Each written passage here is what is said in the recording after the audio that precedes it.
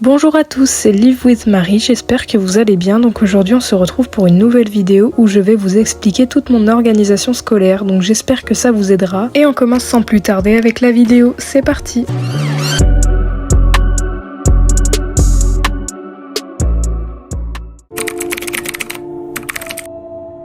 Donc la première astuce que je peux vous proposer pour avoir une très bonne organisation et ne jamais être perdu dans ce que vous faites, c'est de faire des to-do list régulièrement. Donc je m'explique.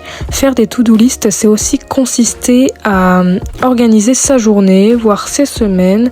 Vous allez classer dans l'ordre les choses que vous allez faire et ensuite les cocher une fois que vous aurez fini. Donc je reconseille cette technique car elle permet de bien s'organiser et ne pas tout faire à l'arrache et se perdre dans ce qu'on fait.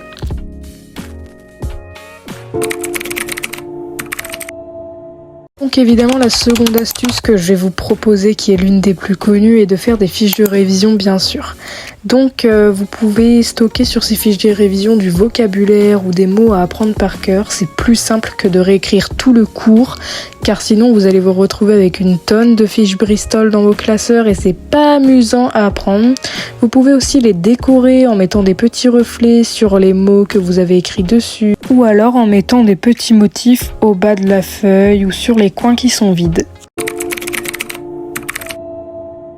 Donc pour la troisième astuce, je peux vous conseiller de ranger votre chambre, votre bureau, votre lit, enfin bref, toute votre pièce, afin que vous puissiez vous sentir dans un environnement plus propre et que vous vous sentiez mieux en général.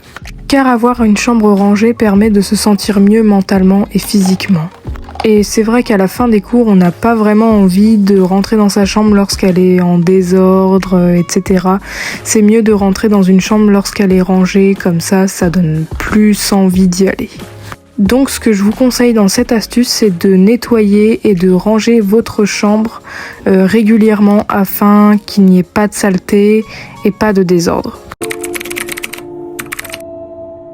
Donc la quatrième astuce est une astuce qui consiste à se sentir mieux physiquement et mentalement, c'est juste le confort. Donc je vous conseille pour cette astuce tout simplement de vous mettre dans des vêtements amples et confortables, de préférence un pull ou un jogging. Donc je vous conseille, si vous voulez être dans une meilleure ambiance confortable, etc., vous pouvez allumer vos LED ou aérer votre pièce par exemple.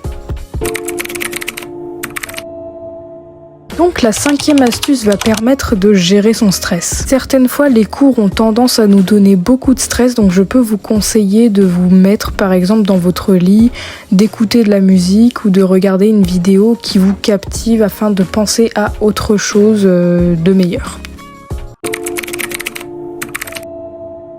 Donc pour la sixième astuce, je peux vous conseiller de faire vos devoirs en avance, donc uniquement quand c'est des gros devoirs, par exemple des rédactions à rendre, des fiches de lecture, des gros contrôles à apprendre, des examens par exemple. Ou aussi si vous avez des livres à lire, c'est toujours mieux de les lire en avance, comme ça vous ne perdez pas de temps. Puis après avoir fait ça, vous aurez plus de temps pour vous au lieu de tout faire à la dernière minute, ce qui est assez embêtant. Donc pour moi, ça m'est arrivé dans mon cas de lire un livre à la dernière minute. C'était très compliqué.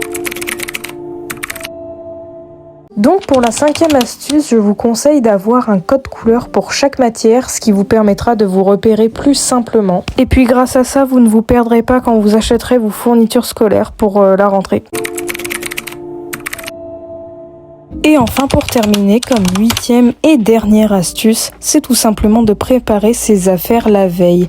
Quand je parle d'affaires, c'est évidemment ses fournitures scolaires, mais aussi ça peut être aussi ses vêtements, ses affaires de sport, sa trousse, etc. Donc bien sûr, n'oubliez pas de mettre les essentiels dans votre trousse, c'est très important.